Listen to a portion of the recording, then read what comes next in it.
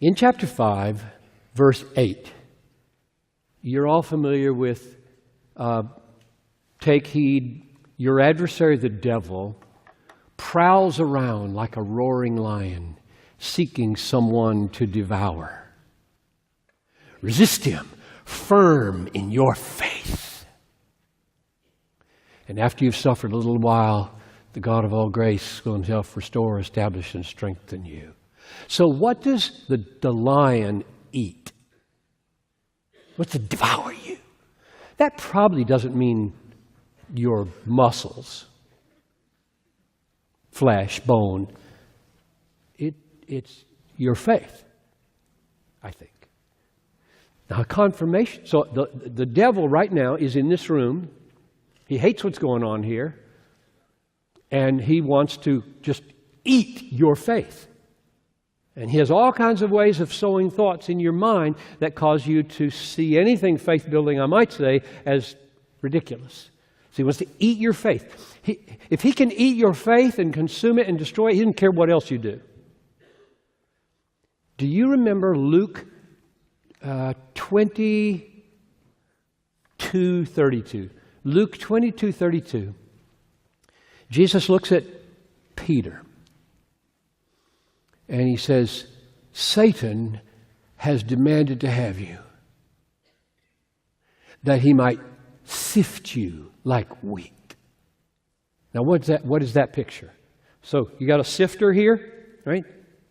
And you got Peter and the sifter, and Satan wants to sift you, Peter, like wheat. So he pushes you through the sifter. What does he want to stay in the sifter, or what do you call it, sieve, or whatever the right word is? And what comes out the bottom? My answer is, he just wants to push Peter through, and out comes Peter, and up here is faith. Right? I want faith out of your life. Satan has demanded to have you. I think that's what he did with Job as well. Satan comes to God and says, let me just take him let me just wipe out his kids, and then he won't believe anymore. And that didn't work. Let me attack his body. And he said, well, but just don't kill him. So he diseases him, and that didn't work. He kept trying to sift him and get faith out of his life with suffering, which is what the context is in 1 Peter 5:8. And here's what Jesus said. Jesus says, I have prayed for you that your faith may not fail. And after you have turned, strengthen your brothers. Not if you turn. Jesus looking right into Peter's face and saying, okay, we're going to do a Job kind of thing here.